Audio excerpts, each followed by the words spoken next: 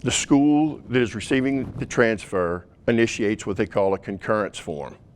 And a concurrence form is really the recognition of the transfer.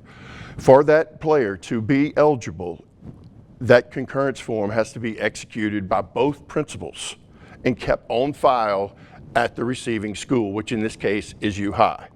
To my knowledge, that file was not able to be produced. And so therefore the kids have been deemed ineligible. Right, the concurrence form is a big part of the transfers, and it's really a big part of the whole select, non-select issue, because it's a self-policing type of mechanism to where both principals, when they sign off on that concurrence form, it doesn't automatically guarantee eligibility, but it's making those principals do their due diligence by checking the addresses and making sure that transfer is legitimate. I think one of the biggest misconceptions about the LHSAA is they're out to get somebody. Well, they're not. They're out to do what's right for the schools that are following the rules. I totally believe this was a mistake on U-High's part. It was not an effort to try to deceive anyone. Mistakes happen. There's so many forms these schools have to fill out because it's a necessary evil, because of things that people have taken advantage of in the past. You learn from those mistakes, so it just piles up more and more paperwork. So in this particular case, by the handbook, U-High is in the wrong at this particular point. I'm not a judge, but based on what I know, that they're going to have an uphill battle just based on what the handbook's for. And look, the executive committee knows the handbook, the executive director knows the handbook, the legal team for the LHSAA knows the handbook, and I promise you, the last thing they want to do 10 days or 15 days before the playoffs start is go witch hunting for somebody. They're going to make sure all their ducks in a row are in a row before they go out and start an investigation, and that's exactly what they did here. They really do their homework on this kind of stuff, and contrary to popular opinion, it's not something that the LHSAA enjoys doing. You know, they're about the kids, they want the kids to be successful, and the last thing you want to do in the week of is to tell the parents, the school administration, and the players that their kids are ineligible for the playoffs. Nobody wins there.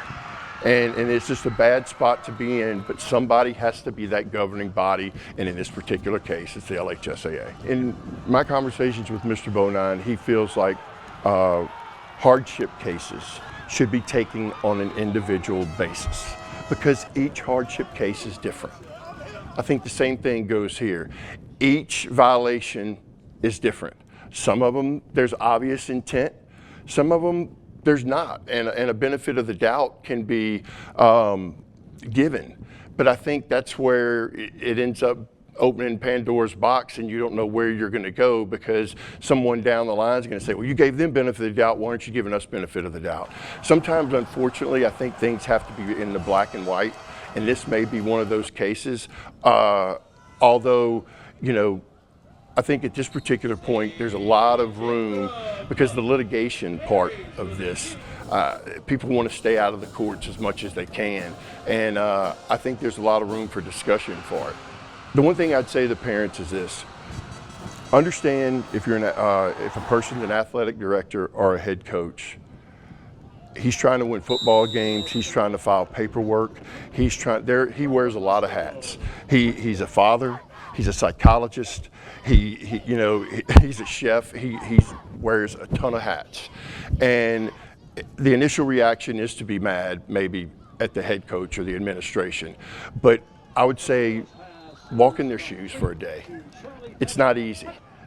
Our teachers, our coaches, they get more, unfortunately, sometimes they get more recognition for what they don't do than what they do. U-High has been a program that has been solid. And, you know, I know Andy Martin. Andy Martin is a solid guy. And there's just no belief in my mind that this was something that was intentional. But if you're the parents, don't judge a coach on one particular thing.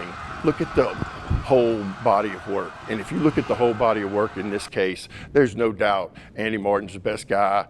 I would, 99 times out of 100, he's going to make sure everything's right. It's just unfortunate this one time came up at this particular instance.